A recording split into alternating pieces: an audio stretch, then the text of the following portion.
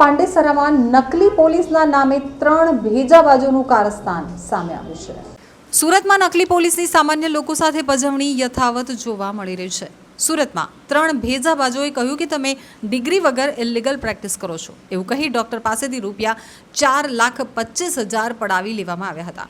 Civil હોસ્પિટલના પૂર્વ doctor Jitendra Patel સાથે છેતરપિંડી થઈ હતી।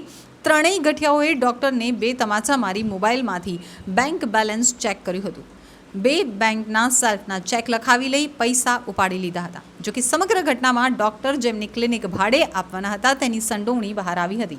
સમગ્ર મામલે પાંડેસરા પોલીસે હાલ હર્ષિત દિહોરા, હિતેશ પટેલ અને ધ્રુવાંગ સમનૂરની અટકાયત કરી છે। ડોક્ટર જીતેન્દ્ર પટેલની ફરિયાદના આધારે પાંડેસરા પીઆઈ એચ.એમ. ગઢવી અને ટીમે 37 વર્ષીય હિતેશ પ્રવીણ પટેલ, 24 વર્ષીય હર્ષિત અતુલ દિહોરા અને 34 વર્ષીય રાજેન્દ્ર વાજા તેમજ 27 વર્ષીય ધ્રુવાંગ સવનૂરની ધરપકડ કરી મુદ્દામાલ કબજે કર્યો છે। અલથાણ રહેતા વૃદ્ધ તબીબ ડોક્ટર જીતેન્દ્ર પટેલને ત્યાં ડીસીબીના નામે તોડ કરવાની યોજના અન્ય તબીબને ત્યાં કમ્પાઉન્ડર તરીકે નોકરી કરતા રાજેન્દ્ર વાજાએ બતાવી હતી। અન્ય આરોપી હર્ષિત દિહોરા એમઆર તરીકે એક દવાની કંપનીમાં નોકરી કરે છે।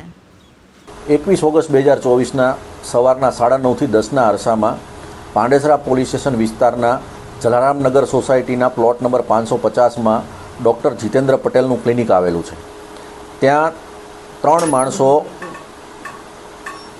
માણસો ડીસીબી પોલીસ સ્ટેશનના પોલીસ હોવાની ઓળખ આપી અને ડૉક્ટરને જણાવેલ કે તમે ડુપ્લિકેટ ડૉક્ટર છો અને તમારો ડુપ્લિકેટ ડૉક્ટરનો કેસ કરવાનો છે એમ કરીને ડૉક્ટરને ધમકાવી અને ગભરાવેલા, જેથી ડૉક્ટરે ગભરાઈ અને જે તે વખતે એચડીએફસી બેંકના 1.5 લાખનો ચેક, આઈસીઆઈસીઆઈ બેંકનો 2.5 લાખનો ચેક અને ટેકનો કંપનીનું લેપટોપ 25,000નું એમ કરીને ટોટલ 4.25 લાખ રૂપિયાનું કિંમતનું એમને સોંપેલું। અને પછી ડૉક્ટરને ખ્યાલ આવતા ડૉક્ટર તરત પાંડેસરા પોલીસ સ્ટેશન જઈ અને પોલીસ ઇન્સ્પેક્ટર હિતેશ ગઢવી નામને આખી હકીકત જણાવતા અને પોલીસનું ડુપ્લિકેટ પોલીસ બની અને ડૉક્ટરનો તોડ કરેલ હોય અને મામલાની ગંભીરતા જોઈ પાંડેસરા પોલીસ સ્ટેશનના ઇન્સ્પેક્ટર હિતેશ ગઢવી તથા સેકન્ડ પોલીસ ઇન્સ્પેક્ટર હુદડ તથા સર્વેલન્સ સ્ટાફના પોલીસ સબ ઇન્સ્પેક્ટર વસાવાનાઓએ પોતપોતાની ટીમો બનાવી અને આરોપી પકડવા માટેના પ્રયત્નો ચાલુ કરેલા। દરમિયાન ટેકનિકલ અને હ્યુમન સોર્સિસથી આ ગુનો ડિટેક્ટ કરવામાં સફળતા મળેલ છે અને તેમાં 4 આરોપીઓની ધરપકડ કરવામાં આવેલ છે, જેમાં 1 હિતેશ પ્રવીણભાઈ પટેલ, 2 હર્ષિત અતુલભાઈ દિહોરા, 3 ધ્રુવાંગ ભરતભાઈ સવનૂર અને 4 રાજેન્દ્ર ઉર્ફે શ્રેયાંશ હીરાભાઈ વાજા।